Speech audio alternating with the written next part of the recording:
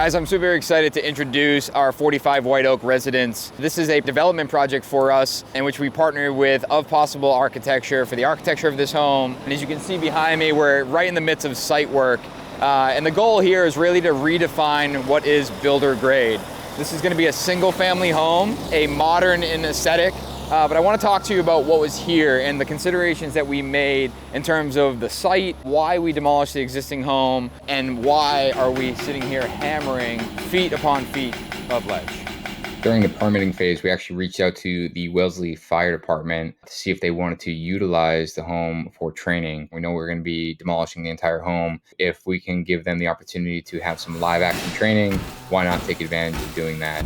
So the fire department actually scheduled that with us, and they went in there and ran through some live action drills. They did not burn the house down, but they went through demoing and how to get through walls, through the roof, and through interior doors. Excited that we were able to offer that up to them. They got pretty dirty and made a mess of the place, but right behind their arrival, we showed up with an excavator. So I appreciate them taking the opportunity to coordinate with us, and I'm glad we could give back to the community. I'm looking at a hole that's over 12 feet deep right here. You can see across from me, that is solid ledge. And that's actually the existing grade. So you can see the grade actually just skim the top of that ledge. Why are we spending all of this time hammering, all of this money hammering to get down to an elevation that is significantly lower than it once was? This all starts with the existing home. The existing home was a pretty standard colonial home. When we looked at the property, we really fell in love with the creek that's on the site. It was a wet day, the creek was rushing, it was really beautiful sounding, and the house was perched up on this hill, which I'm standing on now. The driveway was really, really steep. You pulled up the driveway, the garage was at the elevation of the top of the hill, and you're also dealing with that creek, which means you're in a wetlands buffer zone. When we looked at this property, we knew that there was going to be some challenges, but it offered this unique opportunity to be creative at the site, utilize features like the creek, being up on top of the hill, and figuring out how we can really take advantage of that. Ultimately, we decided to demolish the existing home, but that wasn't without a thought of saving the home. We looked at a couple different ways to potentially renovate the home. We even went as far to do a study on keeping the foundation and building off of that, just from a cost-effective standpoint, and also to be able to build a product to the market that we need to hit.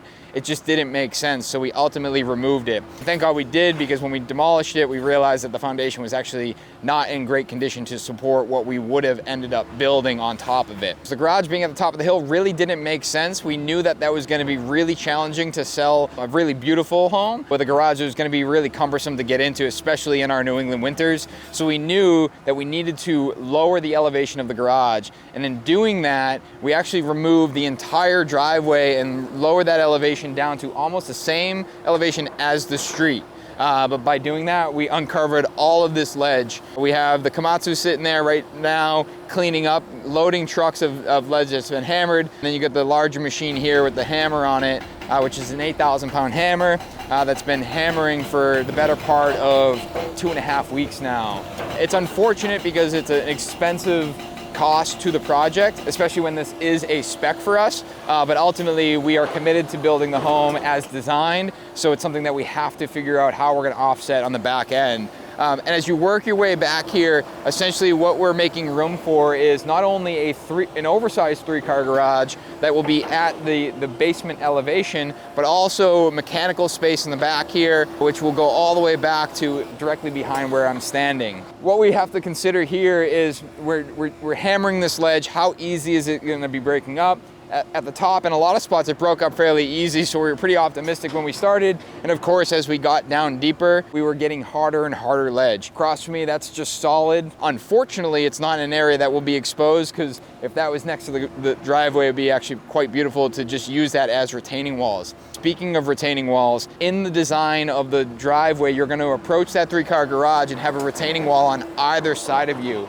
We actually were just chatting with the site work contractor as well as our structural engineer this morning. Now that we are uncovering all of this ledge, we're actually able to reduce the structural design of these retaining walls pretty significantly. The retaining walls are just an expensive aspect to a project. If you can avoid retaining walls, obviously you would do that. Being that we were excavating so far down and approaching our driveway essentially into the hill, we knew we needed to retain quite a bit of earth. But now with that entire left side of the driveway over there all being ledge, you're not actually retaining much at all. So instead of doing an overly structurally designed retaining wall, we're actually reduced that down to what I would call a landscape wall. So essentially it's not retaining a lot of earth, it's not supporting a lot of earth, so it's really just an aesthetic landscape wall, which will make that approach to that 3-car garage a lot nicer. We'll be flipping to the right side of the driveway, which we actually pair with a staircase up to the main entry, but I expect that to be more of a structural retaining wall, which will be a cast-in-place concrete. And then where the larger machine is sitting here, this is where the existing home was. And this, obviously we have been cleared from the existing basement. We have another 4 or 5 feet that we need to excavate down. We did a little bit of exploratory and we know that there is some ledge in there, but hopefully we're not dealing with it in the entire hole. But ultimately we'll get that down and that will net us a nice comfortable height basement level of this home, which is designed to be additional living space. Where I'm standing right now is actually in the corner of the back side of the home. You'll have your kitchen here, you'll have an outdoor kitchen in this location, your living room with your entry foyer that views all the way through to the front of the home, and then the living room tucked over there, which has additional exterior space.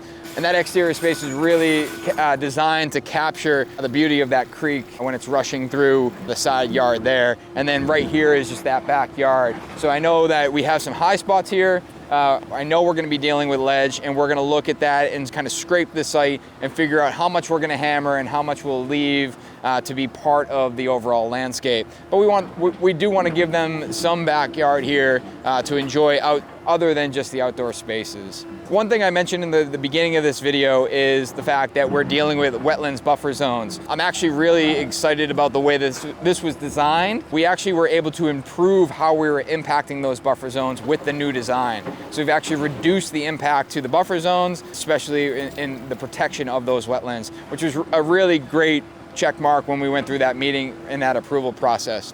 Speaking of approval process, it's been a long road coming here. We've been in design and approvals for many months now. So really excited to be at this phase of the project. I'm really excited to introduce this project to you guys. If you guys want to follow it, make sure you follow #45WhiteOak. And if you want to see more about it, or if you're interested in potentially purchasing the property, head over to our website, nsbuilders.com. We'll have a link in the bio below. And as always, hit that subscribe button, and we'll see you guys next time.